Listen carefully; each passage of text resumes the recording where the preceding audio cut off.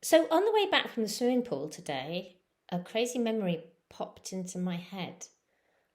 When I was a kid, I mean, this seems unbelievable to me now, but I always really liked the water. My mum, only having one functioning leg, she just wasn't very happy in the water at all.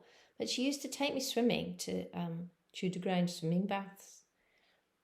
But she wouldn't come anywhere near the water, so she put me in my, even when I was like really little, she'd put me in my swimming costume and give me my rubber ring, for it was before water wings even were invented, and then send me off to have a swim while she went and sat in the thing. Sometimes she would sit in like like the auditorium bit where people would sit for galas. And I remember her being there one day. I was older then, by the time I was an adolescent, and her just with me swimming along with my head out of the water in the English way, and her just yelling at me, "Get your bum up!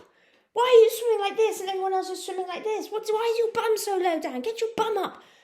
And of course, I didn't understand that was because I had my head, and that you had to put your head down in the water in order to regulate it. Just get your bum up. What's the matter with you?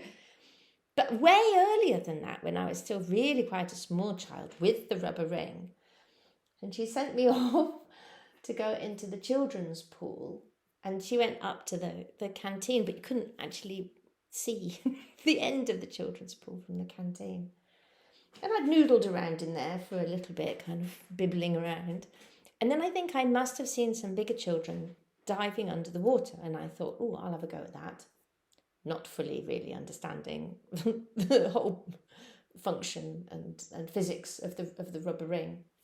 So I went to dive under, and then the rubber ring got caught around my ankles. So, of course, poof, my feet happily at the top of the water, like blah, blah, blah, blah, blah, blah, underneath. Somehow, and I was really frightened of drowning. I thought, well, this is it, in my little child head. Somehow I managed to kind of find myself by the metal railing at the steps, and I kind of held onto that and managed to come up and save myself from drowning.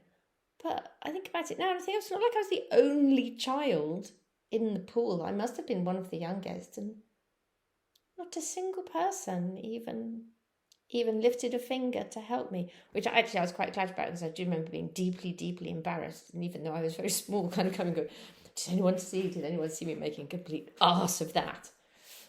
Oh dear. Yeah. Different times. And yet now I go swimming every day.